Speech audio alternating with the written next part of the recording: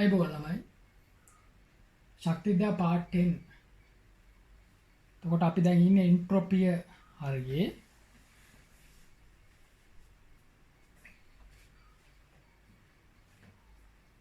එතකොට ස්වයං සිද්ධතාව විපර්යාසයක නැත්නම් ප්‍රතික්‍රියාවක ස්වයං සිද්ධතාව සඳහා බලපාන ප්‍රධාන සාධක දෙකයි. එක තමයි එන්තැල්පිය, අනිත් එක එන්ට්‍රොපිය. එන්තැල්පිය කියන්නේ ශක්ති විපර්යාසය, එන්ට්‍රොපිය කියලා කියන්නේ ශක්තියේ ව්‍යාප්තිය, අහඹුතාව. එතකොට එන්තැල්පිය ගැන ගොඩක් කතා කරපු නිසා අපි එන්ට්‍රොපිය ගැන තමයි දැන් අපි හදාරන්න බලාපොරොත්තු වෙන්නේ. මේ වීඩියෝ එකේ කතා කරන දේවල් ටික සරලයි. හරිද? සරල වුණාට වැදගත්. අමුතුවෙන් ගොඩාක් ගැඹුරු දේවල් නෑ තේරුම් ගන්න තරම්. උනාට MCQ වලට වැදගත් පොයින්ට්ස් ටිකක් අහුවෙන නිසා මේ වීඩියෝ එකෙන් හම්බ වෙන නෝට් එක ගොඩක් වැදගත් ඕගොල්ලන්ට. ඒතර මේ වීඩියෝ එකේදී අපි ලියා ගන්න නෝට් එක බොහොම වැදගත්. හරිද? හරි. එතකොට ඔයගොල්ලෝ දිනදා ලියා ගන්න එන්ට්‍රොපිය කෙරෙහි බලපාන සාධක.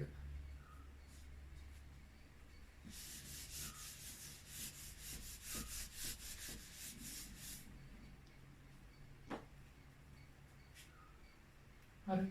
ඒතකොට ළමයි පද්ධතියක භෞතික අවස්ථාවෙන් පද්ධතියේ තියෙන උෂ්ණත්වය, ඊට පස්සේ පද්ධතියක ඇතුලේ අංශු වල අන්තරාණු ආකර්ෂණ බලවලින්, ඊට පස්සේ පද්ධති දෙකක් මිශ්‍ර වීම, මෙන්න මේ කරුණු මත එන්ට්‍රොපිය අඩු වැඩි වෙන්න පුළුවන්. හරිද? උදාහරණයක් ගත්තොත් එහෙනම් පද්ධතියේ උෂ්ණත්වය වැඩි වෙනකොට එන්ට්‍රොපිය වැඩි වෙනවා. එතකොට භෞතික අවස්ථාව ඝන අවස්ථාවට වඩා ද්‍රව අවස්ථාවේ එන්ට්‍රොපිය වැඩි. ඊට වඩා වායු අවස්ථාවේ එන්ට්‍රොපිය වැඩි. ඇයි ඒ කියලා අපි කතා කරමු. හරි? වෙනම කතා කරමු. හරි, එහෙනම් ලියාගෙන මාතෘකාව එන්ට්‍රොපිය කෙරෙහි බලපාන සාධක එකට අංක 1 2 කියලා දාගෙන ලියන්න 5ක් ලියන්න. 1 භෞතික අවස්ථාව, 2 උෂ්ණත්වය, 3 අණු වල තරම. භෞතික අවස්ථාව 5ට ලියන්න. භෞතික අවස්ථාව, උෂ්ණත්වය, අණු වල තරම, අන්තරාණුක බල, 4 අන්තරාණුක බල, 5 මිශ්‍ර වීම. මිශ්‍ර වීම කියලා කියන්නේ පද්ධති දෙකක් මිශ්‍ර වීම. හරි. 5 මිශ්‍ර වීම. හරි. ගැඹුරු දේවල් නැතිනම් අපි නෝට් එක ලියාගමු. ඔයගොල්ලන්ට කොහොමත් මේක පැහැදිලි වෙන්න නිසා. හරි. ඒතර අංක 1 ලියලා මාතෘකාවක් විතර ලියා ගන්න. මම අංක 1 භෞතික අවස්ථාව. අංක 1 භෞතික අවස්ථාව.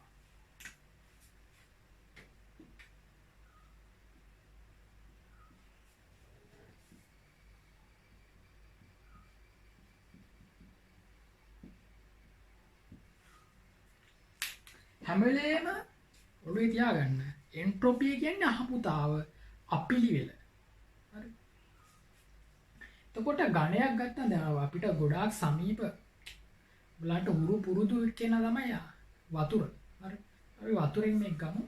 අයිස් කැටයක් තියෙනවා. සොලිඩ් එක කියන්නේ අයිස් කැටයක්. එතකොට අයිස් කැටයක බලන්න අංශු එකිනෙකට ලං වෙලා බොහොම ලෙන්ගතුව සමීප වෙලා අන්තරාණුක ආකර්ෂණ බලවලින් හෙලවෙන්නේ නැති වෙන්න බැඳගෙන ඉන්නවනේ, එකිනෙකට බැඳිලා ඉන්නවනේ. එතකොට අණු වලට හෙලවෙන්න බෑනේ ළමයි. අමාරුයි. එතකොට පොඩ්ඩක් භ්‍රමණ චාලක ශක්තියක් එහෙම කම්පන චාලක ශක්තියක් තියෙයි. භ්‍රමණ නේ කම්පන චාලක ශක්තියක් තියෙයි අණු වල. ඒකට උත්තරණ චාලක ශක්තියක් එහෙම නැහැ අංශු වල. හරි. එතකොට අණු වලට චලනය වෙන්න බැරි නිසා අංශු වල අහඹුතාව අඩුයි. අංශු වල අපිලි වෙලා අඩුයි. එතකොට ඒ අයිස් කැටේ දිය වෙනකන් ඉන්න. දිය වුණාට පස්සේ ද්‍රව ජලයේ වීදුරුවක් ගන්න.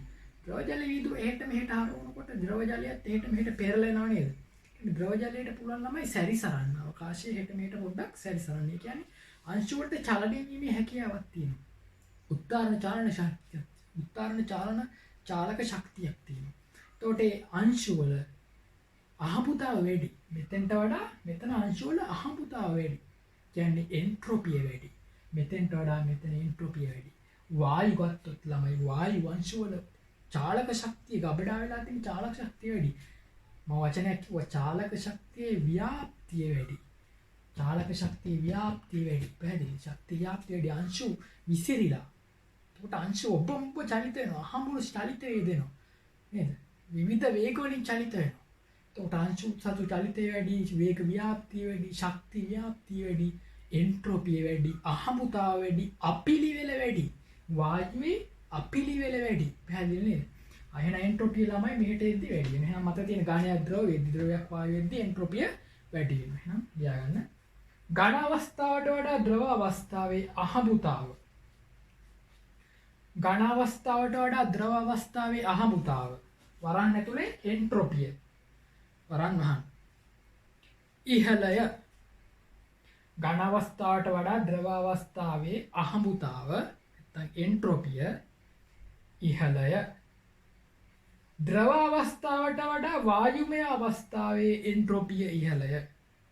ද්‍රව අවස්ථාවට වඩා වායුමය අවස්ථාවේ එන්ට්‍රොපිය ඉහළය. ඊළඟ ඝන ද්‍රව වායු පිළිවෙලට ඝන මෙහෙම ලියන්න ඊතරයක් දාන්න ඝන ද්‍රව වායු පිළිවෙලට අංශු වල චාලක ශක්තිය ඉහළ යාම. ඝන ද්‍රව වායු පිළිවෙලට අංශු වල චාලක ශක්තිය ඉහළ යාම කමාව අහඹු චලිතය ඉහළ යාම නිසා අංශු වල චාලක ශක්තිය ඉහළ යාම අහඹු චලිතය ඉහළ යාම නිසා අංශු සතු ශක්තියේ විසිර යාම. ඉහළ යාම නිසා අංශු සතු ශක්තියේ විසිර යාම ඉහළයයි. අංශු සතු ශක්තියේ විසිර යාම ඉහළයයි. එබැවින්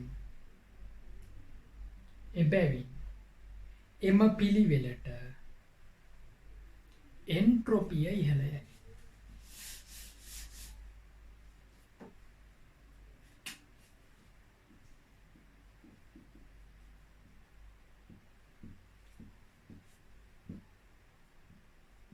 යාගන්න. මේක ලියන්න.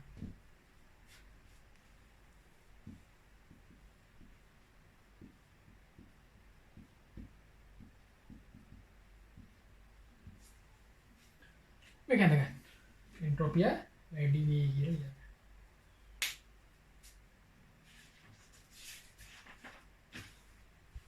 අංක 2 උෂ්ණත්වය.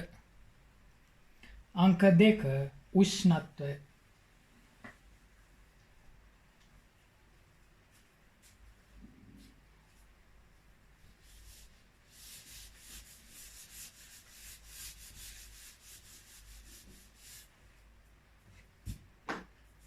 උෂ්ණත්වය ඉහළ යනකොට ළමයි අංශු සතු චාලක ශක්තිය ඉහළ යනවා කියලා කියන්න දෙයක් නැහැ නේ.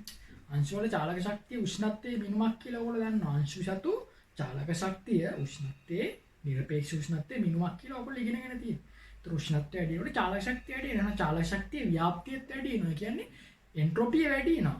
අහඹුතාව වැඩි වෙනවා. අපිලිවෙල වැඩි වෙනවා. එහෙනම් ජලය ගත්තොත් H2O liquid 5 Celsius H2O liquid 50 Celsius ගත්තොත් එහෙම මේ දෙන්නගේ MCQ එකකට අහලා තිබුණොත් කාගේද එන්ට්‍රොපිය වැඩි කියලා මෙයාගේ එන්ට්‍රොපිය වැඩි ළම. එතකොට සමාන පරිමාණ දෙකක් ගන්න ඕනේ. සමාන පරිමාණ දෙකක් වුණ නැත්තම් අංශු ගානත් බලපානවා. සමාන පරිමාණ දෙකක් ගත්තොත් මෙයාගේ එන්ට්‍රොපිය වැඩි. චාලක ශක්තිය වැඩි.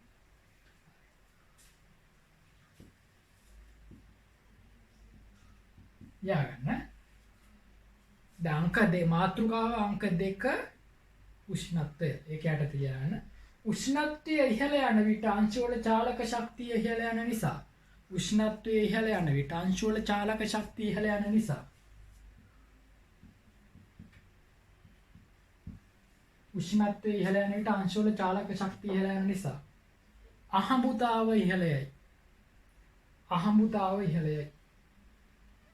අහඹුතාව ඉහළයයි කියලා මේක අඳගන්න. 25යි 50යි ජලය එන්ට්‍රොපිය වැඩි වේ කියලා ලියන්න. එන්ට්‍රොපිය වැඩි වේ කියලා ලියන්න.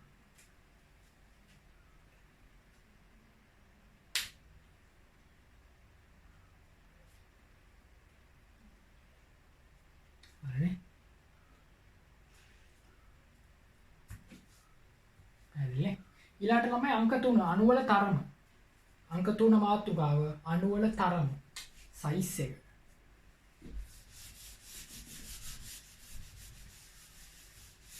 ඔය MCQ වලට ගොඩක් වැදගත්. හරිද? අපි මේ කතා කරන මේ නෝට් එක වැදගත් කිව්ව එකනේ සරලයි. තේරුම් ගන්න ලේසි. තේරුණාද? අවබෝධ කරගන්න ලේසි. හැබැයි නෝට් එක වැදගත්. හරි. අණු වල තරම කියන්නේ අපි හිතමු මෙහෙම අණු ටිකක් තියෙනවා කියලා. අණු වල තරම මෙයාගේ වැඩි ළමයි. මේ කුඩානේ. අණු විශාල වුණාම ළමයි ඒ අණුවේ විකරණය වීමේ හැකියාව වැඩි. අණුවේ ස්වභාවය වෙනස් වීමේ හැකියාව වැඩි වෙනව නේද?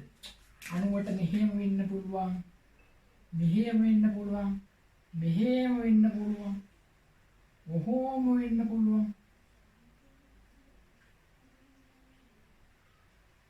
එක හැඩ ගන්න පුළුවන්. දැන් කුඩා අණුවට ඕක කරන්න අමාරුයි. එතකොට විශාල අණුවට අර කිව්වද මහත එක්කෙනා කියන මහත එක්කෙනාට අණුවේ පදාර්ථ ටික දැන් අර ඉලෙක්ට්‍රෝන වල විශාල නිසා එහෙට මෙහෙට චලනය වෙනවා.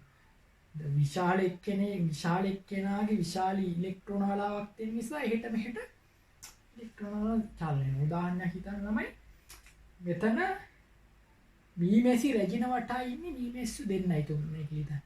මීමැසි රැජින වටා මීමැස්සු දෙන්නයි තුන්දෙනා ඉන්නේ.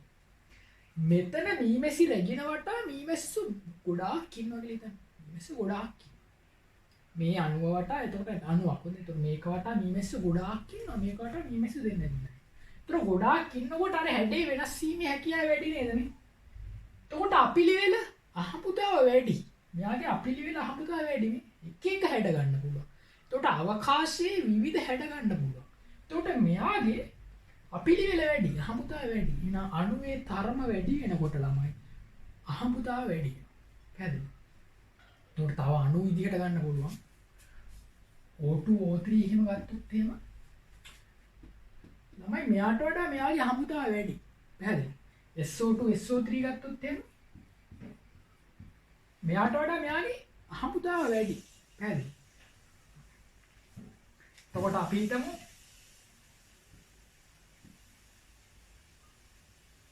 මෙහෙම එක්කෙනෙක් කියනවා. මේ පරමාණු දෙකකින් බැඳිලා ඉන්න අණුවක් කියලා හිතන්නකෝ. තව ඉන්න මෙහෙම අණුවක්. මෙතන වගේ මේ O2 O3 නෙමෙයි. මේ O2 මේ O3 කියලා හිතන්නකෝ. මේ O3 මේ O2. දැන් බලන්න මෙයාට ළමයි මෙහෙමනි චලනේ. මෙයාට වෙනස් වෙන්න පුළුවන් මෙහෙම මේ. O2ට මේක නිකන් ඇඟෙන් හිතන්න ඕනේ. මේක නිකන් ඇඟට ගන්න. මහා ලොකුට බර සංකල්පයක් කියලා ඉඳලා කටපාඩම් කරගන්න ඕනේ නැහැ. ඇඟෙන් හිතන්න. O2 වලට මේ O2 දෙපැත්තේ මෙහෙමනේ. යාට මෙහෙම තමයි අහඹුතාවය දක්වන්න පුළුවන් O2 වලට. හරි. O3 එහෙම නෙවෙයි මේ. O3 එහෙම නෙවෙයි. O3 අණුව ගත්තාම මේ නැමෙන්න පුළුවන් එක විදිහට මෙහෙම නැමෙන මේ අණු කියන්නේ ශක්තිය ව්‍යාප්තිය වැඩි අවකාශයේ ව්‍යාප්තිය වැඩි විසිරුණු ස්වභාවය වැඩි අහඹුතාව අපිලිවෙල වැඩි. දැන් මම උදාහරණයක් ගන්න මගේ අතේ මේක ගත්තොත් එහෙම මෙන්න අණුව මේ එච්චරයි නෙමෙයි O2 මෙච්චරයි O3 ගත්තොත් මෙහෙම ගන්න පුළුවන් මේ මෙන්න O3 මේ O3 වලට එක විදිහට ඉන්න පුළුවන් මේ O3 ඔහම ඉන්න ඔහම එක හැඩ වලට නැමෙන්න පුළුවන් මේ දැක්කද අපිලිවෙල වැඩි මේ O3 මෙතන එකයි මෙතන එකයි අපිලිවෙල වැඩි. පැහැදිලිද? මේ අපිලිවෙල වැඩි අහඹුතාවය වැඩි. ඒ කියන්නේ අණුවේ සංකීර්ණත්වය වැඩි වෙනකොට දැන් මෙයාට වඩා මේ අණුව සංකීර්ණයි. අණුවේ සංකීර්ණත්වය වැඩි වෙනකොටත් ළමයි අපිලිවෙල වැඩි වෙනවා, අහඹුතාව වැඩි වෙනවා, එන්ට්‍රොපිය වැඩි වෙනවා. පැහැදිලිද? හරි. හොඳම කරුණු ටිකක් මම ඔයාලට කියලා දුන්නේ. හොඳම හරි වටිනවා. හරි. එහෙනම් මේක අපි රෝමි ඉලක්කම් වලින් ලියාගෙන යන්නේ. විවිධ උදාහරණ යටතේ ලියන්නේ. රෝමි ඉලක්කම් වෙනවා 5ක්. පැහැදිලිද? එතකොට ලියා ගන්න රෝමි ඉලක්කම් 1.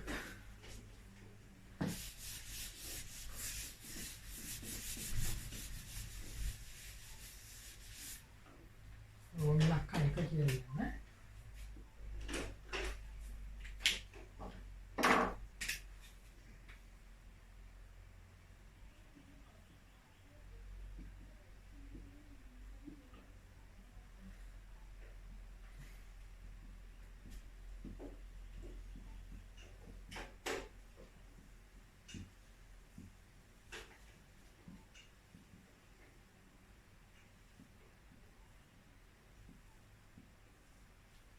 මේ රෝමි ඉලක්කම් 1නේ.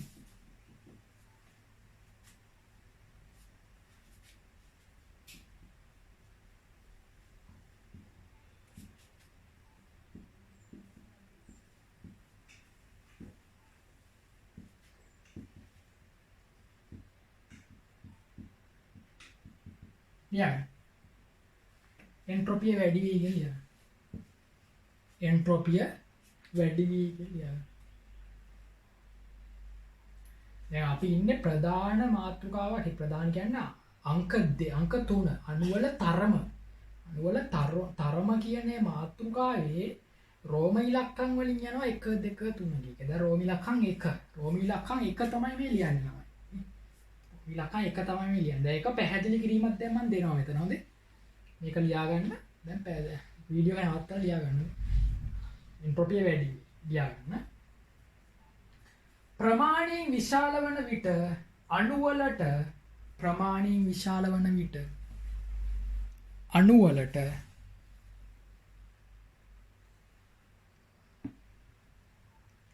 විවිධ දිශා ඔස්සේ භ්‍රමණ චලිත ඇති කිරීමට හැකි නිසා අහඹුතාව වැඩි වේ. ප්‍රමාණයෙන් විශාල වන විට අණුවලට විවිධ දිශා ඔස්සේ භ්‍රමණ චලිත ඇති කිරීමට හැකි නිසා අහඹුතාව වැඩි වේ.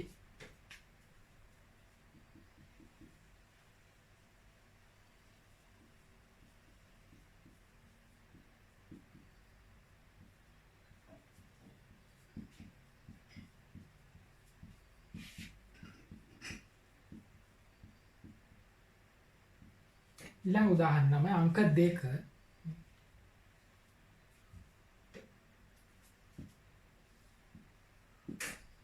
Yeah.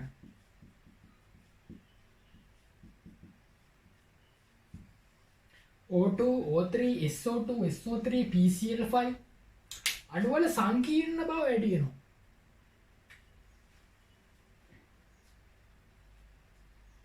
දෙවෙනි උදාහරණය මේක. මේක ලියාගෙන යටි ලියන්න. අණුවල සංකීර්ණ බව වැඩි වන විට එන්ට්‍රොපිය වැඩි වේ. මේක අංක 2 මේක ලියාගෙන ලියන්න. අණුවල සංකීර්ණ බව වැඩි වන විට එන්ට්‍රොපිය වැඩි වේ.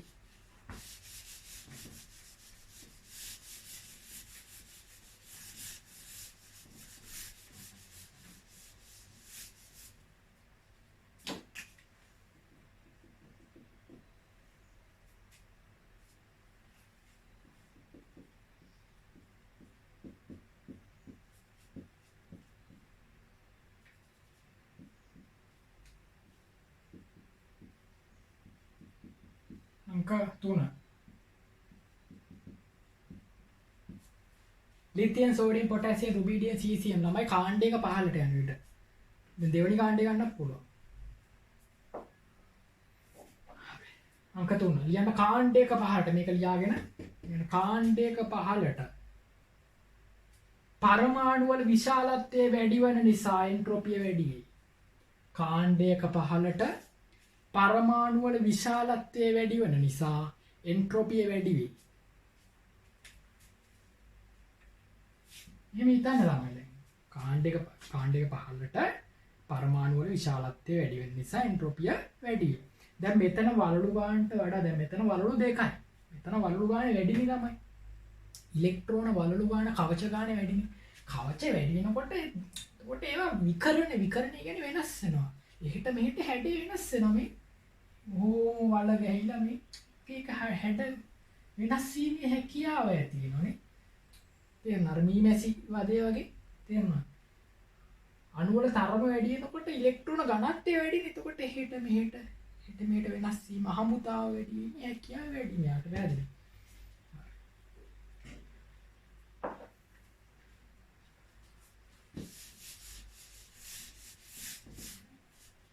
හතර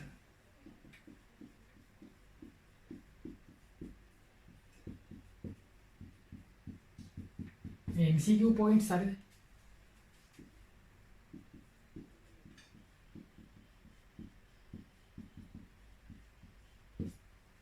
හතර එන්ට්‍රොපිය වැඩි වෙයි. එල්ලියාගේ HF HCl HBr H මෙතන ළමයි අණුවේ දිග වැඩි වෙනව නේද? HF කියන්නේ මෙහෙම. මෙතන බන්ධන දිග වැඩිනේ. බන්ධන දිග වැඩි වුණාම අවකාශයේ අහඹුතාව වැඩි වෙනවා. බන්ධන දිග වැඩි. දැන් මේ පොඩි එකක් කොහොම දඟලනවා වගේ නෙවෙයි. බන්ධන දිග වැඩි වුණාම අවකාශයේ එහෙට මෙහෙට දැඟලීමේ හැකියාව වැඩි, අහඹුතාව වැඩි, අපිලියල වැඩි. දැන් ඒතර විශාලත්වයත් වැඩි. හොඳ අණු විශාලත්වයත් වැඩි. මෙතන මේකයිනේ. එතන මේකයි. ස්කන්ධයත් වැඩි හොඳේ. ස්කන්ධය වැඩි වුණාමත් එයාට දරා ගන්න අමාරුයි. එතකොට එහෙට මෙහෙට පැද්දලා අර ඉලෙක්ට්‍රෝන වලාව විකරණය. හරි. ලියාගන්න. අණු වල ස්කන්ධයේද විශාලත්වයේද වැඩි. මේක ලියාගෙන. අණු වල ස්කන්ධයේද විශාලත්වයේද වැඩි. අණු වල ස්කන්ධයේද විශාලත්වයේද වැඩි. විවිධ දිශාවලට භ්‍රමණ චලිත ඇති කිරීමේ හැකියාව. විවිධ දිශාවලට භ්‍රමණ චලිත ඇති කිරීමේ හැකියාව වැඩි වන නිසා එන්ට්‍රොපියද වැඩි. විවිධ දිශාවලට භ්‍රමණ චලිත ඇති කිරීමේ හැකියාව වැඩි වන නිසා එන්ට්‍රොපියද වැඩි.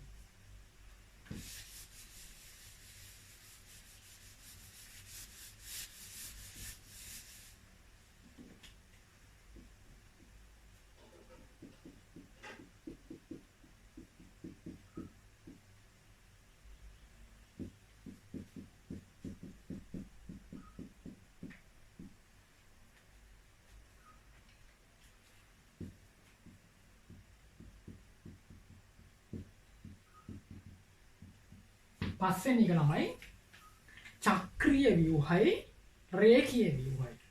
මේ එකම අණුක එකම පරමාණු ගන්න තියෙන කාබන් 3යි H6.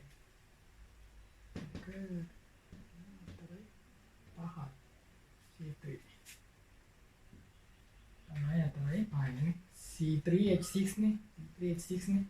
එතකොට කාබන් ගානයි H ගානයි දෙකේම සමානයි. හැබැයි මේක චක්‍රීයයි මේක රේඛීයයි. එතකොට චක්‍රීය ව්‍යුහය වගේ නෙවෙයි රේඛීය ව්‍යුහේ ළමයි එහෙට මෙහෙට අහමුතාව වැඩි. ඒ කියන්නේ නිදහසේ සැරිසැරිය හැකියාව වැඩි. අහමුතාව වැඩි වෙනවා. එතකොට අපිලිවෙල වැඩි වෙනවා. චක්‍රීයක දැන් මේ ත්‍රිකෝණයක් ඔයා දන්නවනේ ත්‍රිකෝණයකට ළමයි හැදුවම තමයි දඟලන්නේ බෑ. ත්‍රිකෝණයක් බලන්නකො හැදුවට පස්සේ දඟලන්නේ කොහොමද කියලා. තේරෙනවද? හරිම ඉස්තයි ත්‍රිකෝණේ කොහොමද දඟලන්නේ? හැදුවම තමයි නේ. මේ පැත්තට ඕනනම් එන්න පුළුවන් මේක හැම දඟලන්න බෑ. ත්‍රිකෝණය හැදුව චතුරස්‍රයකට පුළුවන් දඟලන්න ආවේ. එහෙනම් චතුරස්‍රයකට සාමාන්‍යයෙන් පුළුවන් මෙහෙට මෙහෙ වෙන්නේ. මෙහෙම වෙන්න. දැන් ත්‍රිකෝණයක් නම් හැදුවම තමයි. පැහැදිලි? ඒක මම නිකන් කිව්වේ. කොහොම හරි චක්‍රීය ව්‍යුහයට වඩා රේඛීය ව්‍යුහයට ළමයි නිදහසේ භ්‍රමණය වීමේ හැකියාව, චලිත වීමේ හැකියාව වැඩි. ඒකට අහඹුතාව වැඩි, අපිලිවෙල වැඩි, එන්ට්‍රොපිය වැඩි. පස්වෙනි එක ලියන්න.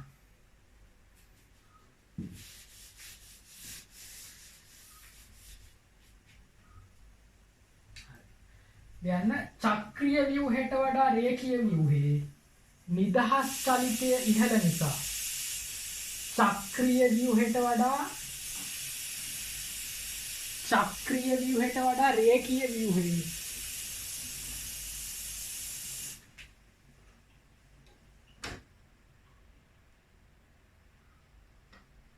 නිදහස් චලිතය ඉහළ නිසා එන්ට්‍රොපිය වැඩි වෙයි.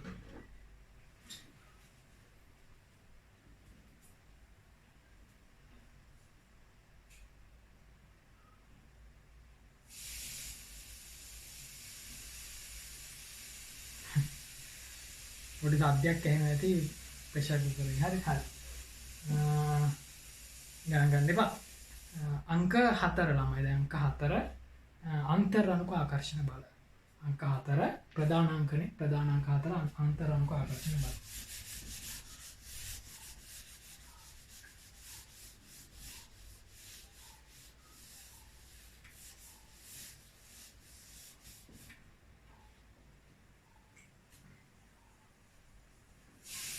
තොර ඒකට මම අරන් තියෙන උදාහරණ ළමයි කාබන් වල බහුරූපී ආකාර දෙක තමයි උදාහරණ අරන් තියෙන්නේ. එතකොට ඔයගොල්ලෝ දන්න ආකර්ෂණ බල වැඩි වුණාම එන්ට්‍රොපි අඩු වෙනවා. ආකර්ෂණ බල අඩු වුණාම එන්ට්‍රොපි වැඩි වෙනවා. ආකර්ෂණ බල වලින් තදින් බැඳගෙන ලං වෙලා ඉන්නකොට එන්ට්‍රොපි අඩු වෙන්න බෑ. ආකර්ෂණ බල අඩු වුණාම එන්ට්‍රොපි වැඩි වෙනවා. එතකොට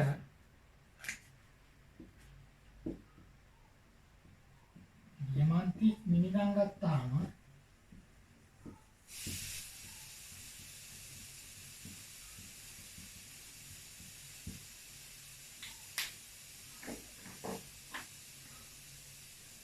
දියමාන්ති වල තියෙන්නේ තමයි sp3 මුහුණුකරණය. කාබන් ත්‍රිමාණීය දැලිසක් හදාගෙනනේ තියෙන්නේ sp3 වලින්. හෙල්ලෙන්න බෑ. හෙල්ලෙන්න බෑ කියන්නේ චලනයෙන් හරි අමාරුයි. මේකටම හතරක් හදාගෙන හතර බන්ධන හදාගෙන ත්‍රිමාණීය යෝධ ව්‍යුහයක්. මිනිරන් වල තියෙන sp2 එකනේ. මිනිරන් වල තියෙන sp2 ව්‍යුහය. එතකොට මිනිරන් වල ස්තරීය දැරිසක් තියෙන්නේ. එතකොට ස්තර දෙකක් අතර තියෙනවා ලන්ඩන් බල.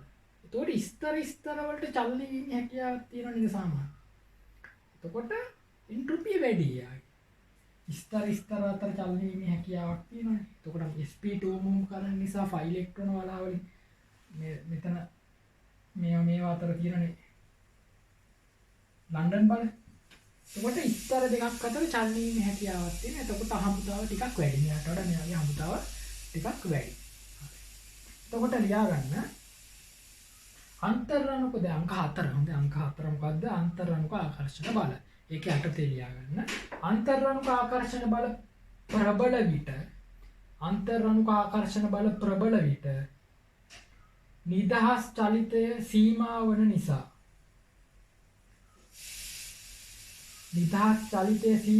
නිසා එන්ට්‍රොපිය අඩු වේ.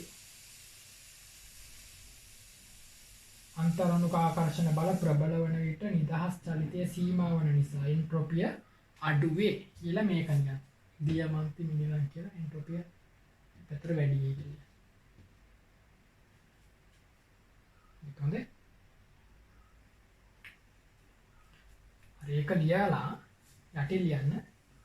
එකම මූලද්‍රව්‍යයේ බහුරූපී ආකාරය උවද මේක ඇඳගෙන එකම මූලද්‍රව්‍යයේ බහුරූපී ආකාරය උවද මිනිරන් වල පරමාණු වල චලනය සඳහා නිදහස වැඩිය. එකම මූලද්‍රව්‍යයේ බහුරූපී ආකාරය වුවද මිනිරන් වල පරමාණු වල චලනය සඳහා නිදහස වැඩිය. sp3 මුහුණුකරණයෙන් සංකීර්ණ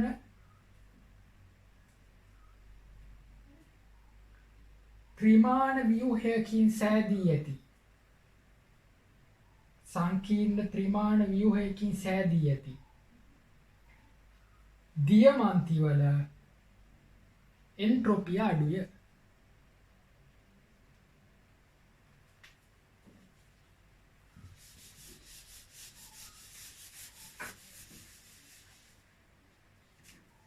දියමන්ති වල එන්ට්‍රොපිය අඩුය.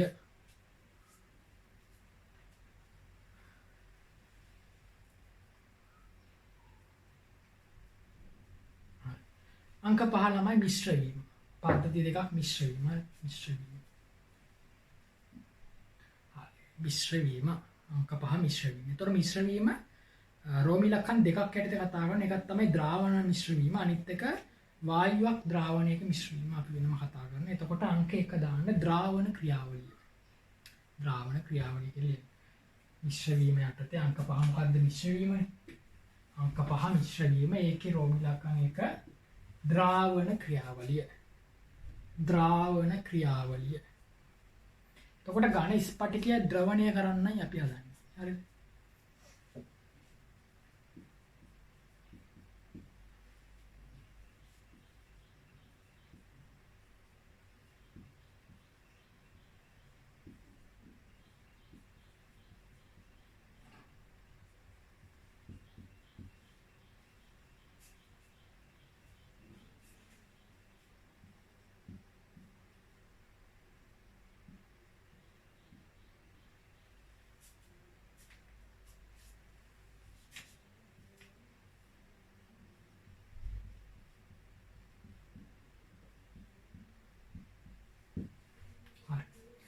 එතකොට ළමයි මෙතන පොඩි සියුම් කාරණයක් තියෙනවා.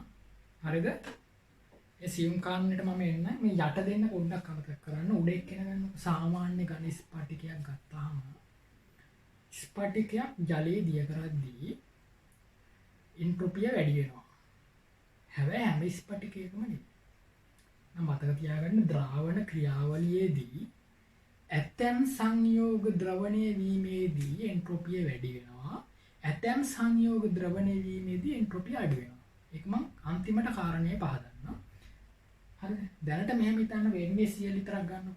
හරිද? NaCl ඝන ස්පටික අයනික දැලිස්සකින් බැඳිලා ලං වෙලා දෙන්න. හරි ලෙන්ගතුව ඉන්නවා.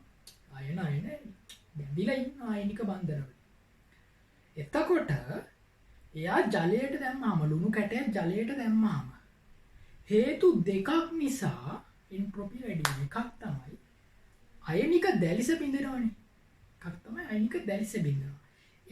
Na+ සහ Cl- අයන ඈඩ් වෙනවනේ. Na+ සහ Cl- කියන අයන විඝටනය වෙනවනේ. ඒක නිසා එන්ට්‍රොපිය වැඩි වෙනවා.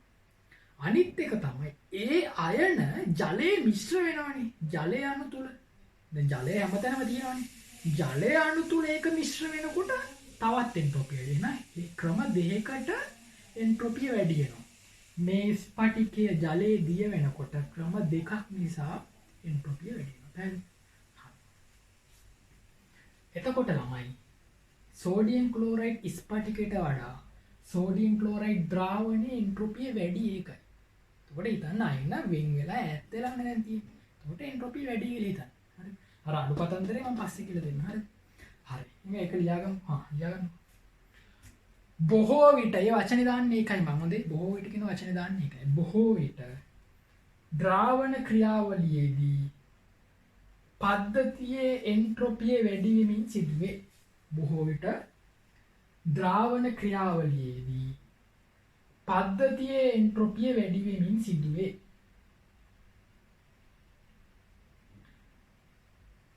ඝන සංයෝගයේ අංශු එකිනෙක ඈත් වී ඝන සංයෝගයේ අංශු එකිනෙක ඈත් වී ජලීය ද්‍රාවණය තුළ අහඹුතාව වැඩි වෙමින් සංසරණය විය හැකි වීම එයට හේතුවයි.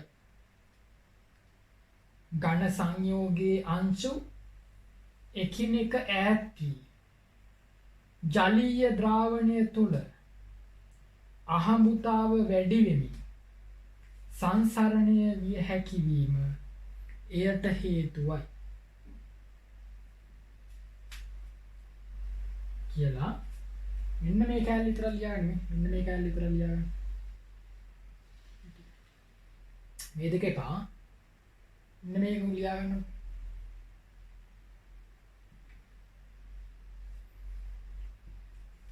ලුණු කැටයට වඩා ලුණු ද්‍රාවණයේ එන්ට්‍රොපිය වැඩි. තලයක් ගහලා වැඩි කියලා. හරි. ඒක ලියාගෙන ඊට පස්සේ ලියන්න. අයනික ඝනයක් ජලයේ දියවීමේදී අයනික ඝනයක් ජලයේ දියවීමේදී ක්‍රම දෙකකින් එන්ට්‍රොපිය වැඩි වේ.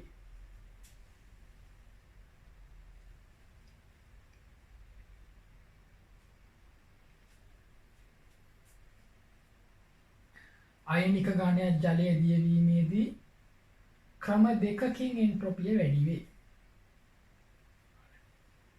රෝමී ලක්ෂණ 1 2 කියලා පහලට ලියන්න. රෝමී ලක්ෂණ 1 සංයෝගය අයනවලට විඝටනය වීම නිසා. සංයෝගය අයනවලට විඝටනය වීම නිසා.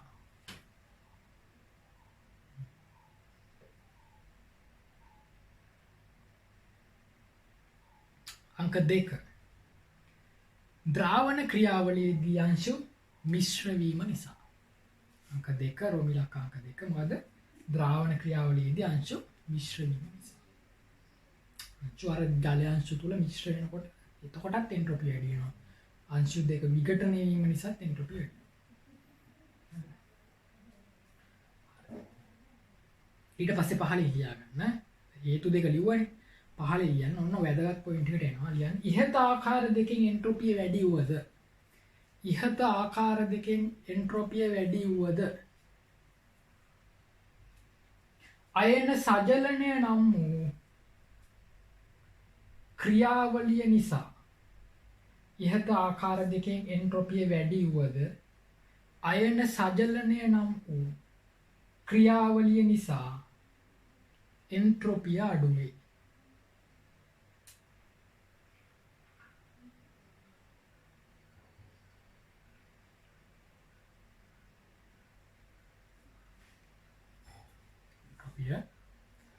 අඩුවේ. දැන් නර කාරණේ කියන්නේ හරිද? හරිද? ඔයාලට මතකද HF වල උදාසීනීකරණයෙන් තැල්පි කතා කරා. HF වල උදාසීනීකරණයෙන් තැල්පි ඍණ 63.5ක් වගේ විශාලකයක් ගත්තේ ළමයි ෆ්ලෝරයිඩ් කියන කුඩා අයනය සජලනයේදී තාපයක් පිට කරනවා කියලා කිව්ව නේද? එතකොට වචනයක් කිව්වම සජලනය වෙනවා. අනිත් වචන කිව්වා කුඩා කියලා. හරිද? එතකොට අයනයක් ජලයට ආවට පස්සේ ළමයි සජලනය කියලා ක්‍රියාවලියක් වෙනවා. ඒ සජලනයේදී වෙන්නේ ජල අණු ඇවිල්ලා රැස් වෙනවා අයනය වටේට. පැහැදිලිද? අයනය වටේට ඇවිල්ලා රැස් වෙනවා ක්‍රමානුකූලව ලස්සනට රැස් වෙනවා. ඉන්නේ ප්‍රශ්න ඔම ජල අණු ඇවිල්ලා රැස් වෙනවා. එතකොට දැන් මෙයාට ගමන් කරන්න පුළුවන් දෙහෙට මෙහෙට. ගමන් කිරීමේ හැකියාව අඩු වෙනවා මෙයාගේ. අහමුදාව අඩු වෙනවා. මෙයාගේ අපිලිවෙල අඩු වෙනවා. ජල අණු ඇවිල්ලා රැස් වුණාම වටේට ලස්සනට ක්‍රමානුකූලව ඇවිල්ලා රැස් වෙනවා. දැන් ක්‍රමානුකූලව කියන වචනයත් වෙනයි. ඒතර ක්‍රමානුකූල කියනකොට වචනේ තේරෙනවා මොකද්ද? පිළිවෙල කියන වචනේ නේද? ජල අණු ඇවිල්ලා ක්‍රමානුකූලව රැස් වෙනවා කියනකොට පිළිවෙලට රැස් වෙනවා. ඒතර අපිලිවෙල කියන එක අනිත් පැත්තනේ පිළිවෙල කියන්නේ. පිළිවෙලට රැස් වුණාමයි අපිලිවෙල නැති වෙනවා. තේරුණා? එතකොට මෙයාට එහෙට මෙහෙට දඟලීමේ හැකියාව අඩු වෙනවා. එහෙනම් මේ අයන විඝටනය වුණාට අයන ඈත් වුණාට ජල අණු තුල මිශ්‍ර වුණාට ජල අණු ඇවිල්ලා මේ අයනේ වට කරගන්න ඕනේ තමයි. ඒ ද්‍රවීය බල තියෙනවනේ. ජලයේ තියෙනවා H2 අණුවේ ධන ඍණ පැත්තක් තියෙනවනේ. මේ ඩෙල්ටා මයිනස් මේ පැත්ත ඩෙල්ටා ප්ලස්. එතකොට සෝඩියම් ප්ලස් නම් මේ පැත්ත ආකර්ෂණය කරන මේ සෝඩියම් ප්ලස් නම් මේ පැත්ත ඇවිල්ලා ආකර්ෂණය කරගන්නවා. ක්ලෝරයිඩ් අයන නම් මේ පැත්ත ආකර්ෂණය කරගන්නවා ජල අණු. ජල අණු ඒ හින්දා ඍණ අයනත් ආකර්ෂණය කරනවා ධන අයනත් ආකර්ෂණය කරනවා මේ. ඕක Cl අයන වලටත් වෙනවා. පැහැදිලිද? Cl අයන වලටත් ওই වැඩේම වෙනවා. එතකොට ඩෙල්ටා ප්ලස් පැත්ත මෙහි තියෙන්නේ ජල අණු වල. මෙතන තියෙන ඩෙල්ටා මයිනස් පැත්තනේ. O පැත්ත ඔක්සිජන් පැත්ත. හරි. එතකොට ක්‍රමානුකූලව රැස් වෙන නිසා මෙන්න මේ අයනේ අහඹුතාව අඩු වෙනවා. පැහැදිලි නේද? එහෙනම් මේ ක්‍රියාවලියට කියන සජලනය කියලා. එතකොට මේ අයනේ සජලනය නැමැති ක්‍රියාවලියේදී අහඹුතාව අඩු වෙනවා. අහඹුතාව අඩු වෙනවා කියන්නේ මොකද්ද? එන්ට්‍රොපිය අඩු වෙනවා. එන්ට්‍රොපිය අඩු වෙනවා කියන්නේ එන්ට්‍රොපිය ඍණාගයක්. පැහැදිලිද? එතකොට අර සමස්ත ක්‍රියාවලියේ එන්ට්‍රොපිය ධනාගයක් මෙන්න මේ ක්‍රියාවලියේ එන්ට්‍රොපිය ඍණාගයක්. එතකොට ඒ ක්‍රියාවලියේ මේ ක්‍රියාවලියේ සම්පූර්ණ එන්ට්‍රොපිය දනද ඍණද කියලා අපි චෙක් කරලා බලන්න. පැහැදිලිද? අයන විඝටනය වෙනකොටයි ජලය තුල මිශ්‍ර වෙනකොටයි එන්ට්‍රොපිය ධනනේ. සජලනයේදී එන්ට්‍රොපිය ඍණ. ඔය තුනම තියෙනවානේ. ඔය තුනේම සමස්ත එන්ට්‍රොපිය ධනද ඍණද කියලා චෙක් කරලා බලන්න. සමහරට මේක ගොඩාක් ලොකු ඍණාගයක් නම් සමස්ත එන්ට්‍රොපිය ඍණ වෙන්න පුළුවන්. පැහැදිලිද? මෙන්න මේගොල්ලන්ගේ ළමයි. මේ ඇලුමිනියම් නයිට්‍රේට් ෆෙරික් නයිට්‍රේට් එක අඳුර ගන්න ක්‍රමයක් මම කියන්නම්.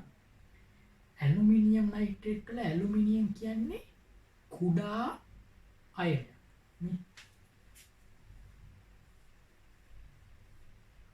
Sodium, magnesium, aluminium 3+. අරය අඩුයිනේ මෙහෙට. අරය අඩු ආරෝපණයේ විශාල අයනයක් තමයි. මෙයා අරය අඩු ආරෝපණයේ විශාල අයනයක්. ෆෙරික් කියන්නේ අරය අඩු ආරෝපණයේ විශාල. අරය අඩු මේ ෆෙරික් කියන්නේ D ගුණයක් කියන්නේ. එතකොට අරය තවත් අඩු වෙනවා. මෙහෙටදී අරය අඩු වෙනවා. මේගොල්ලන්ටත් වඩා D ගුණේ අරය අඩුයි. කියන අරය අඩු මෙයාටත් වඩා මෙයාගේ අරය අඩු. එතකොට අරය අඩු ආරෝපණය විශාල. මතකයි නේද? HF වලට කිව්වා කුඩා F- අයන සජනනය කියලා කිව්ව මතකයි. කුඩා හින්ද සජනනය කියලා කිව්ව මතකද? ඒ හින්ද ළමයි මේ දෙන්න කුඩා නිසා එයාගේ සජලනය ඉහළයි. තේරුණාද? අයනය කුඩා නිසා එයාගේ සජලනය ඉහළයි. ඒ නිසා එයාගේ සජලනයෙන් සිදුවන එන්ට්‍රොපි අඩුවීම සැලකිය යුතුයි. මෙන්න මේ කුඩා අයනවල සජලනයෙන් සිදුවන එන්ට්‍රොපි අඩුවීම ගණන් ගන්න ඕනි. තේරුණාද? කොච්චරද කියනවනම් ළමයි මේවා දිය කරද්දි සමස්ත එන්ට්‍රොපිය ඍණාගයක්. අර අයන විඝටනය වෙනකොට එහෙම එන එන්ට්‍රොපිය ධනාගයක් බව ඇත්ත.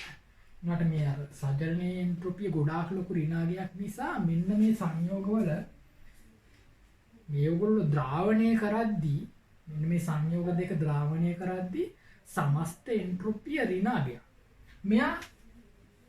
එයා ද්‍රාවණය කරද්දී සමස්ත එන්ට්‍රොපිය ධනාගයක්. එහෙනම් මතක තියාගන්න. මේ කියපු කාරණේ සංකීර්ණ කාරණයක් කිව්වේ. හරිද? ආයි කියන්නම්. ඇතැම් සංයෝගවල ද්‍රාවණයේදී එන්ට්‍රොපිය අඩු වේ. NaCl උදාහරණයක්. ඇතැම් සංයෝගවල ද්‍රාවණයේදී හරිද කිව්වා කලින් කිව්වා හරිද වැරදිද මන් දන්නේ නැහැ. හරි ආයි කියන්න මුලින් ඉඳලා මට කිව්ව එක වැරදිද කියලා මතක නැහැ. ආයි කියන්න. ඇතැම් සංයෝගවල ද්‍රාවණයේදී එන්ට්‍රොපිය වැඩි වේ. ඇතැම් සංයෝගවල ද්‍රාවණයේදී එන්ට්‍රොපිය වැඩි වේ. උදාහරණය NaCl. ඇතැම් සංයෝගවල ද්‍රාවණයේදී එන්ට්‍රොපිය අඩු වේ. ඒවා අඳුරගන්නේ කොහොමද? ආරෝපණයෙන් ඉහළ කුඩා අයනයක් ඉන්නවා නම් ආරෝපණයෙන් ඉහළ කුඩා අයනයක් ඉන්නවා නම් ඒ සංයෝගවල ද්‍රවණයේදී ඍණ එන්ට්‍රොපියක් බලාපොරොත්තු වෙනවා. මම හිතන්නේ ඔබට පැහැදිලි. හරි. ලියාගන්න මේ වෙනම ඡේදයක් ලියාගන්න. සජලනයේදී සිදුවන්නේ අයනය වටා ජල අණු ක්‍රමානුකූලව රැස්වීමයි. සජලනයේදී සිදුවන්නේ අයනය වටා ජල අණු ක්‍රමානුකූලව රැස්වීමයි. එය අහඹුතාව අඩුවීමට හේතු වන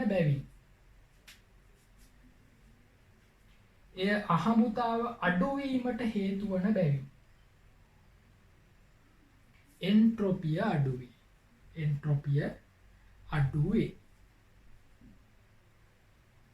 යන්න වෙනම ඡේදක ලියන්න. ඇලුමිනියම් නයිට්‍රේට් ෆෙරික් නයිට්‍රේට් වැනි. මෙතන 3 තියෙන ළමයි සෝරි එක මම ලියලා නැහැ මේ.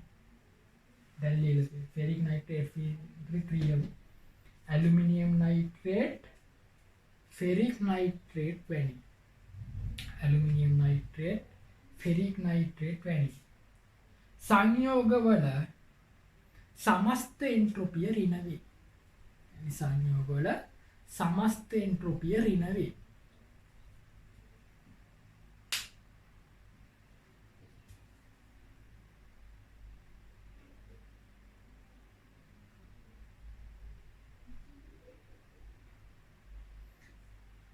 ඍණාරෝපණය අධික ඍණාරෝපණය නෙවෙයි ආරෝපණය ඍණ නෙවෙයි ආරෝපණය අධික ලියන්න.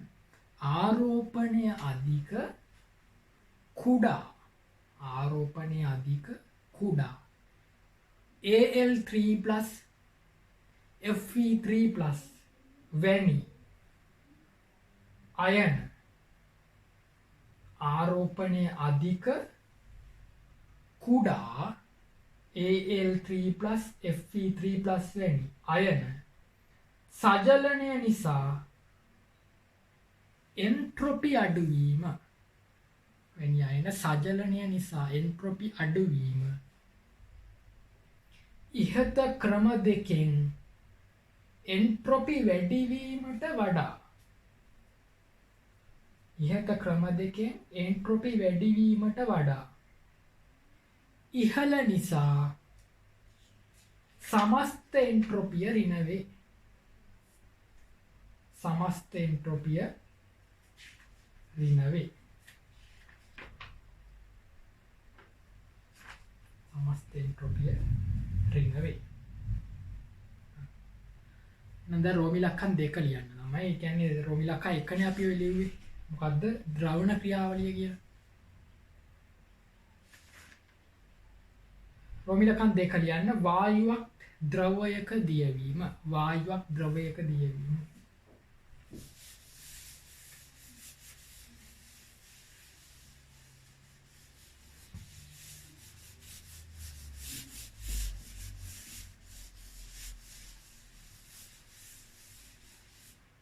තමයි වායුව ද්‍රවයක දිය වෙනකොට එන්ට්‍රොපි අඩු වෙන්න ඕනි. ඒ කියන්නේ දැන් ඔක්සිජන් ගෑස් ද්‍රවයක අපි කියමු ජලයේ දිය ගන්නවා කියලා. ජලයේ දිය ගන්නකොට ඔක්සිජන් ගෑස් එක ඔක්සිජන් එකස් වෙනවනේ. එතකොට ළමයි වායුමය අවස්ථාවේ හොඳට විසිරලා චාලක ශක්තිය ඉහළ මට්ටමක වායුමය අවස්ථාවේ අහඹුතාව ඉහළ මට්ටමකනේ තියෙන්නේ. ද්‍රව අවස්ථාවේ ඔක්සිජන් වලට සැරිසරීමේ හැකියාව අඩුයි අහඹුතාව අඩු වෙනවා. එතකොට එන්ට්‍රොපිය මොකක් කරනවද? අඩු වෙනවා. එහෙනම් මතක තියාගන්න වායුවක් ද්‍රවණය කරනකොට මොකක් හරි ද්‍රවයක වායුවක් දිය කරනකොට අහඹුතාව අඩු වෙනවා. CO2 එහෙම ජලයේ දිය කරනකොට අහඹුතාව අඩු වෙනවා. ඒක තේරෙනවනේ. අහන ලියන්න. වායුවක් ද්‍රවයක දියවීමේදී එන්ට්‍රොපිය අඩු වේ. වායුවක් ද්‍රවයක දියවීමේදී එන්ට්‍රොපිය අඩු වේ. මන්ද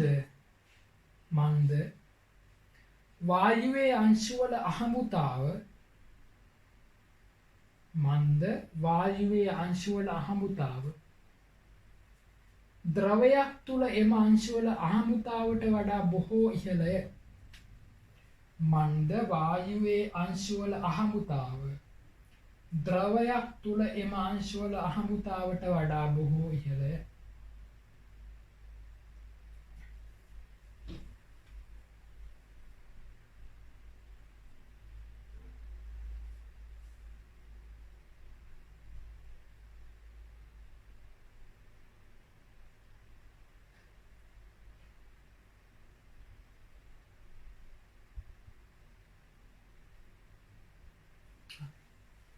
දැන් කලින් කිව්ව ටික මම වෙන විදිහකටත් පොඩ්ඩක් මම කියලා තියෙනවා. ඒකත් අපි ලියාගමු නෝට් එක වැදගත් ඉඳලා.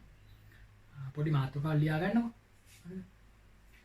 විපර්යාස මාතෘකාව විපර්යාස වරහන් ඇතුළේ යන ප්‍රතික්‍රියා. වරහන් විපර්යාස ප්‍රතික්‍රියා වල එන්ට්‍රොපි වෙනස් වීම.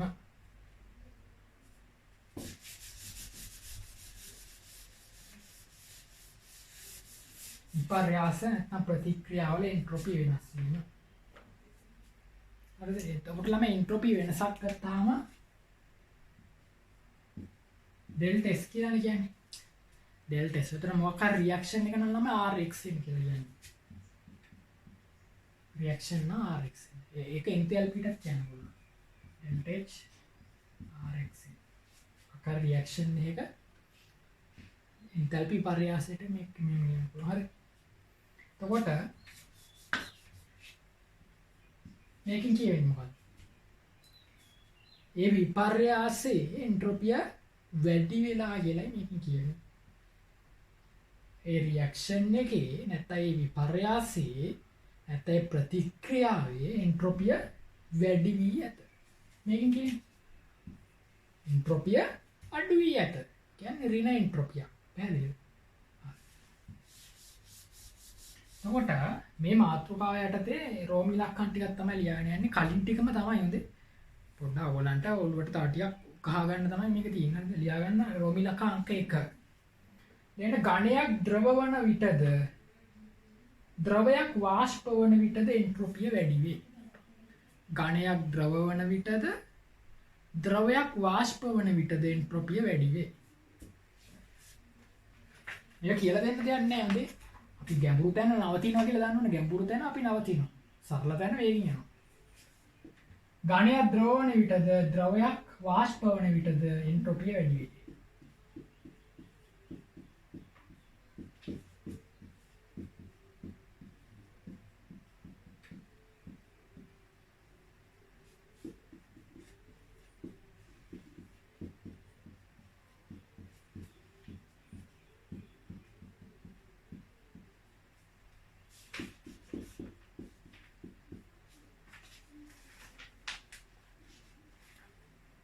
ලියාගන්න.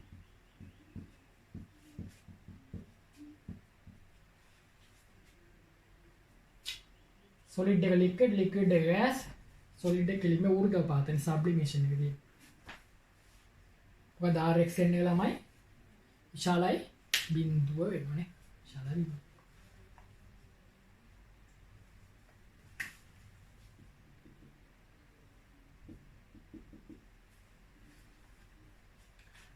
එතකොට රෝම ඉලක්කම් 2 වායුමය අනුගමන වැඩි වන ප්‍රතික්‍රියාවල එන්ට්‍රොපිය වැඩි. මේක අලුත් කරුණා.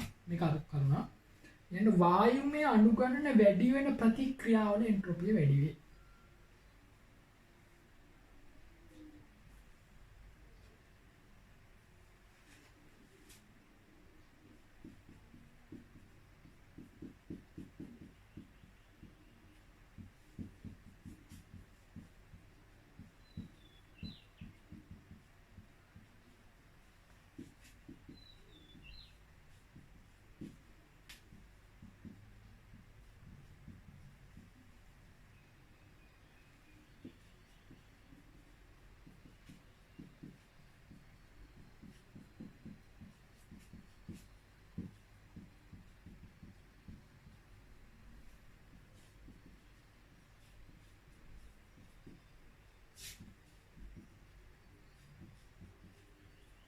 අංක 2 මොකක්ද? රෝම ඉලක්කම් 2 වායුමය අනුගමන වැඩි වන ප්‍රතික්‍රියාවල එන්ට්‍රොපිය වැඩි වේ. ළමයි ප්‍රතික්‍රියාවක් වෙද්දී වායුමය අනුගමන වැඩි වෙනවා නම් චලනය වීමේ හැකියාව තියෙන අනුගමන වැඩි වෙනවනේ. එතකොට ළමයි එන්ට්‍රොපිය වැඩි වෙනවා. එතකොට ප්‍රතික්‍රියාවේ ප්‍රතික්‍රියක පැත්ත බලන්නයි ඵල පැත්ත බලන්නයි තමයි වාට තියෙන්නේ. ඵල පැත්තේ වායුමය අනුගමන වැඩි නම් ඒ ප්‍රතික්‍රියාවේ එන්ට්‍රොපිය වැඩි. වාට ඒක අඳුර ගන්න පුළුවන් වෙන්න ඕනේ. හොඳේ. ඔයාගෙන් ඒක බලාපොරොත්තු වෙනවා. දැන් අංක 2 යටතේ මේ ටික ලියා ගන්න. හරිද? දැන් මේ solid gas පටල ගන්න එපා. I2 gas H2 gas I2 solid එක ප්‍රතික්‍රියා කරලා 2H gas හදනවා. මේ පැත්තේ වායු අනුගමන මෙතන 1යි තියෙන්නේ. එහෙනම් මෙයා solid එක ගන්න. මෙතන වායුමය අනුගමන කීයද මවුල මේ? වායු මවුල කීයද? 1යි. මෙතන වායු මවුල කීයද? 2යි. gas. නම් මේ ප්‍රතික්‍රියාවේ වායු අනුගමන වැඩි වෙමින් වෙන ප්‍රතික්‍රියාවක් මේ. වායු අනුගමන වැඩි වෙමින් වෙන ප්‍රතික්‍රියාවක්. එහෙනම් එන්ට්‍රොපිය මොකක් වෙන්න ඕනේද? වැඩි වෙන්න ඕනේ. එහෙනම් එන්ට්‍රොපි විපර්යාසය මොකද්ද? රියැක්ෂන් එකේ එන්ට්‍රොපි විපර්යාසය ධනාගයක්. එන්ට්‍රොපි විපර්යාසය දානවා කියලා. යට බොහොම ප්‍රසිද්ධ ප්‍රතික්‍රියාවක්. ඇමෝනියා හදන කර්මාන්තේ හරි නයිට්‍රජන් දාන 3යි හයිඩ්‍රජන් මේ තියෙන ප්‍රතිවර්තයි කියලා මේකෙන් කියවෙන්නේ 2යි ඇමෝනියා. මේක ගෑස් සෙල්. දැන් මෙතන වායුමය මවුල කීයද? 4යි මේ. 1යි 3යි 4යි. මෙතන වායුමය මවුල 2යි. ළමයි මේ ප්‍රතික්‍රියාව වායුමය අණු ගණන අඩු වෙමින් සිදුවන ප්‍රතික්‍රියාවක්. ඒ කියන්නේ මේ ප්‍රතික්‍රියාව එන්ට්‍රොපිය මොකක් වෙනවද දෙන්නේ අඩු වෙනවා. ඒ වායුමය අණු වලට චලනය වීමේ හැකියාව වැඩි. වායුමය අණු වලට චලනය වීමේ හැකියාව වැඩි. ඒතර වායු අණු ගන්න අඩු වුණොත් අනේ ඒතකොට වායු අණු ගන්න අඩු වුණොත් එන්ට්‍රොපිය අඩු වෙන්නේ නැහැ. වායු අණු ගන්න වැඩි වුණොත් හොඳට චලනය වෙන්න අණු තියෙනවා. නේද? වායු අණු ගන්න වැඩි වුණොත් චලනය වෙන්න අහමුතාවය වැඩි වෙන්න නැත්තම් අපිලිවෙල වැඩි වෙන්න අණු හොඳට ඉන්නවා. පැහැදිලි නේද? කියන්නේ මෙතන එන්ට්‍රොපිය මොකක් වෙන්න ඕනේද? අඩු වෙන්න ඕනේ. මේ යට ප්‍රතික්‍රියා එන්ට්‍රොපිය අඩු. ලියාගන්න.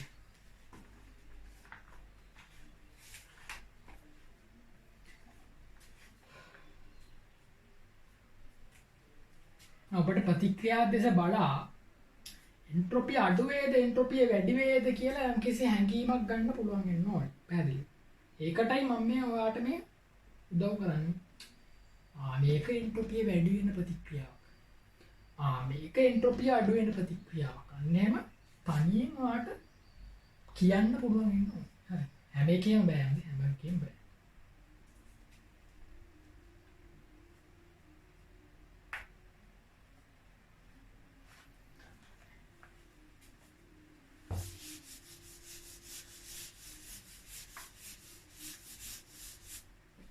රෝමිලකන් 3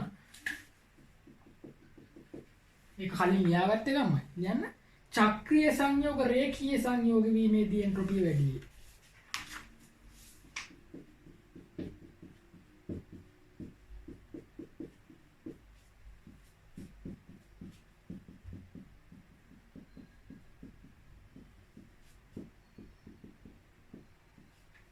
චක්‍රීය සංයෝග රේඛීය සංයෝග වීමේදී එන්ට්‍රොපිය වැඩි වේ කියලා මේක ලියන්න.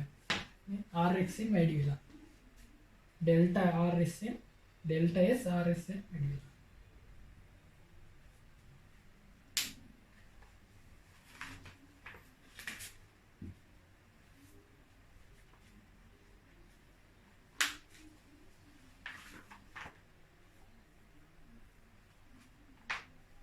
තොර මේක තුන්වෙනි දෙවෙනි එකට අදාළව මේ ටික ලියා ගන්න ඕනේ හොඳේ. දෙවෙනි එකට අදාළව මේ ටික ලියා ගන්න. තුන්වෙනි එකට අදාළව මේක ලියා ගන්න. වාක්‍යයක් ලියා ගන්න.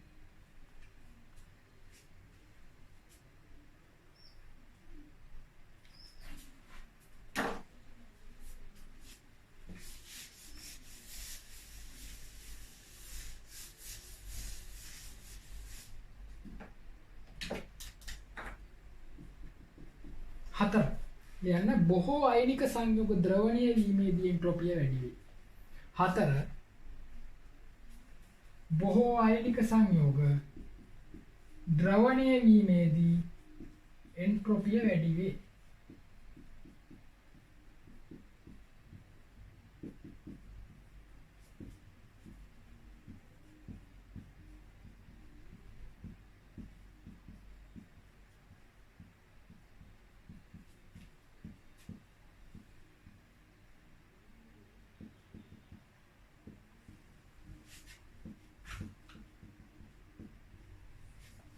බොහෝ කියලා කිව්වා ඔබට මතක ඇති ළමයි මේක මම විස්තර කරා නේද ටිකක් ගැඹුරට.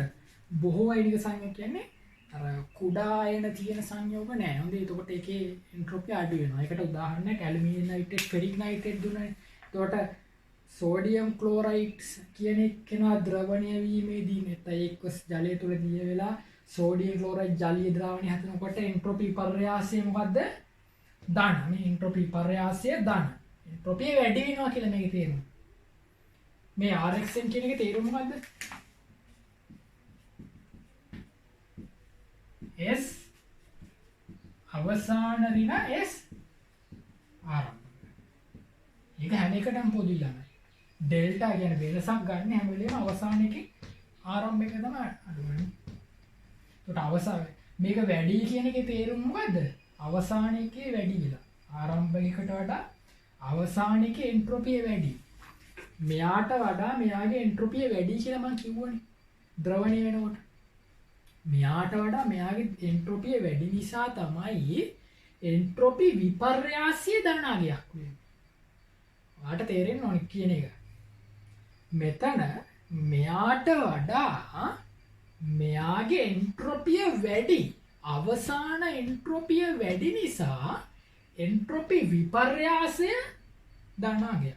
තේරෙනවද කියන පොයින්ට් එක? ඇලුමිනියම් නයිට්‍රේට් ගලමයි එන්ට්‍රොපිය අඩු වෙනවා. මෙයාට වඩා මෙයාගේ එන්ට්‍රොපිය අඩුයි.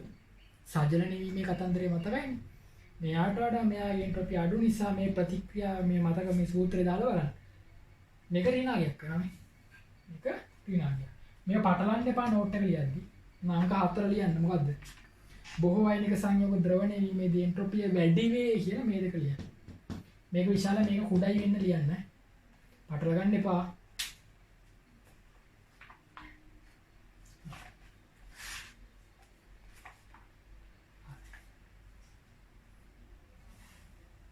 තරුවක් දාලා ලියන්න ප්‍රතික්‍රියාවක දෙපස වායුමය අනුගණන සමාන වෙන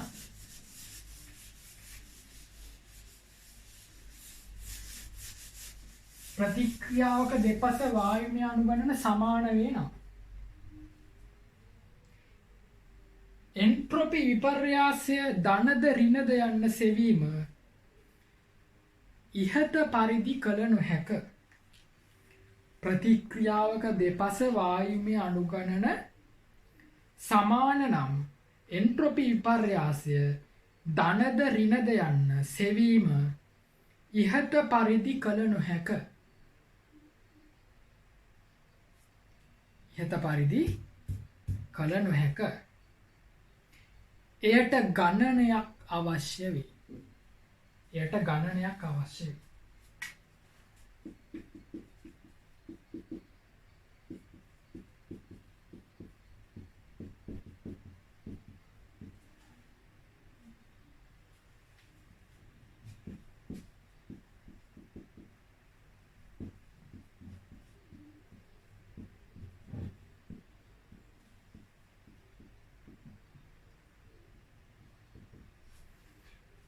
ළමයි ලියාගන්න H2 දාන Cl2 දෙකයි SCl හි ඩෙල්ටා SRX පුරෝකථනය කළා නැහැ. දැන් එයින් කියන්නේ මෙහෙමයි. වරද්ද ගන්න එපා.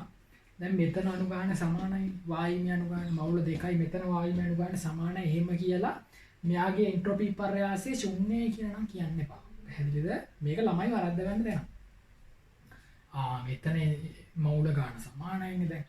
මෙතන වායුමය අනුගාන සමානයි. මෙතන වායුමය අනුගානත් සමානයි. ඒක නිසා එන්ට්‍රොපි විපර්යාසයක් වෙන්නේ නැහැ. එහෙම ගත්තොත් වැරදි. එහෙම ගන්න එපා. මොකද ළමයි මෙතන තියෙන්නේ වෙනම වර්ගයේ සංයෝග දෙකක්. වෙනම වර්ගයේ H2Cl2 කියන්නේ වෙනම අණු જાතියක්. මෙතන තියෙන්නේ වෙනම අණු જાතියක්. අණු જાතිය වෙනස්. එතකොට පැහැදිලිවම එන්ට්‍රොපි විපර්යාසයක් වෙනවා. ඒක ධනද ඍණද කියලා කියන්න බෑ වාට. පැහැදිලිද? මොකද වායුමය අනුගාන සමානයි. වායුමය අනුගාන සමාන නිසා එතන එන්ට්‍රොපි විපර්යාසය ධනද ඍණද කියලා කියන්න බෑ. බිඳු වෙන්නත් පුළුවන්. හොඳ බිඳු වෙන්නත් පුළුවන්. ධනද ඍණද කියලා කියන්න වාට බෑ. ගණනයක් තියෙනවා. එහෙම ගණනය කරන්න පුළුවන්. හොඳ ගණනය කිරීම ඉස්සරහටම වාට උගන්වන්න. එහෙනම් කියන්න ලියන්න H2 දාන Cl2 2 Cl ඩෙල්ටා SRX පුරෝකථනය කළ නොහැක. බිඳුවයි නෙවෙයි. ඩෙල්ටා SRX පුරෝකථනය කළ නොහැක.